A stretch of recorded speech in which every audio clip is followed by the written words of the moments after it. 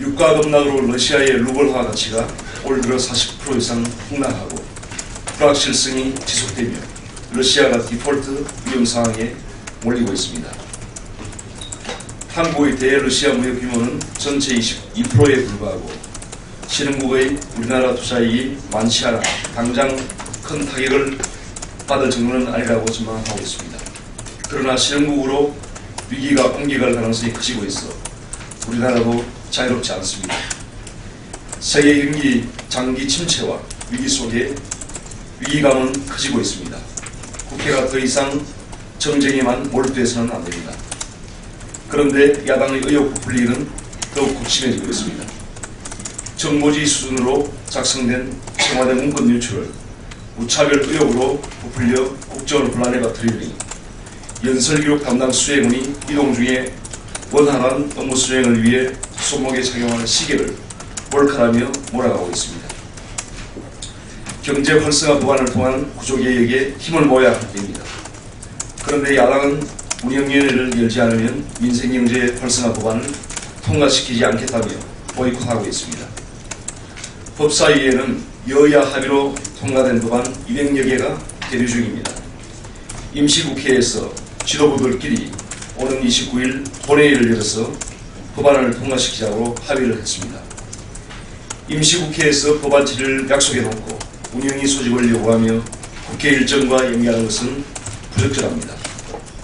야당의 부동산 3법 발목 잡기로 부동산 경기는 꺼져가고 있습니다.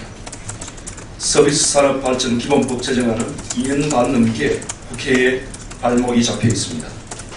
관광지능법이나 크루즈산업 육성법 등은 지난 국회에서 제대로 논의조차 되지 못했습니다.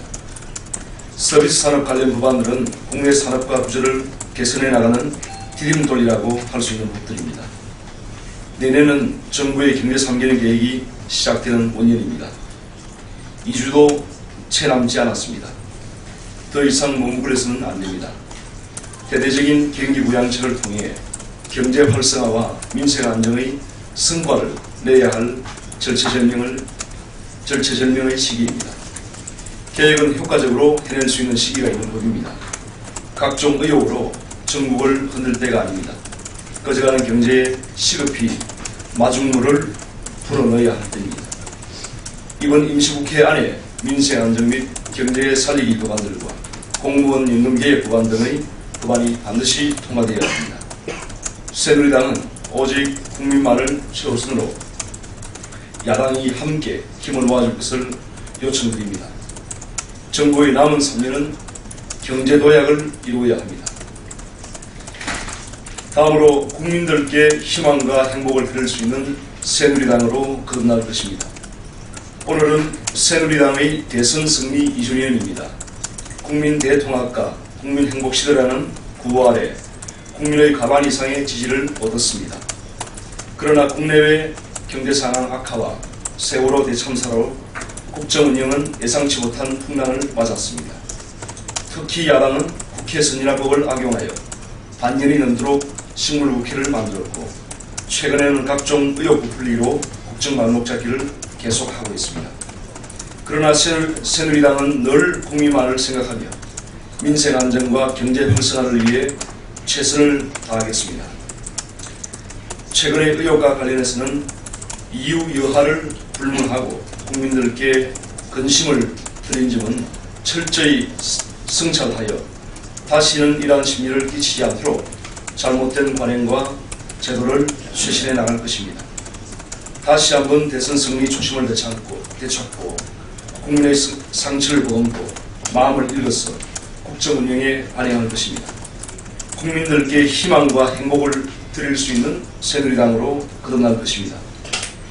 또한 발전된 대한민국의 미래를 만들어 나갈 수 있도록 더욱더 노력해 나가겠습니다. 다음으로 북한 인권 ICC 회부 안보리만 남았습니다. 북한 인권 결의안이 찬성 116표, 반대 20표, 기권 53표의 압도적인 차이로 유엔 총회 본회의를 통과했습니다. 새누리당은 총회 본회의 통과를 환영합니다.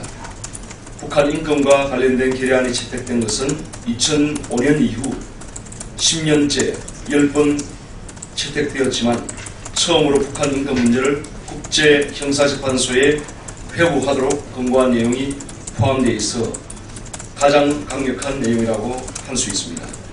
비록 유엔 총회 결의안이 후속력을 갖지는 못하지만 그동안 제기되었던 고문이나 공개 처형, 강제 구금 등 북한의 열악한 인권 사항을 심각하게 우려해서 유엔과 국제사회가 대응 의지를 증명한 것이기에 의의가 큽니다.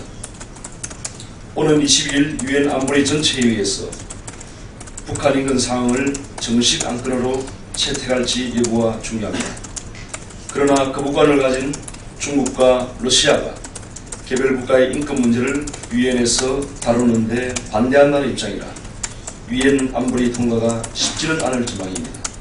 하지만 이번 유엔 결의안이 북한의 인권 침해를 인도주의에 반한 범죄로 규정하고 조치를 취할 것을 권고한 것은 큰 의미가 있습니다. 새누리당은 북한이 이번 유엔 총회 결의에 따라 북한 주민의 인권이 개선될 수 있도록 조치를 취할 것을 강력히 요구합니다. 또한 북한 인권법을 조속히 제정하기 위해 야당의 협력도 당부드립니다. 이상 브리핑을 마치겠습니다.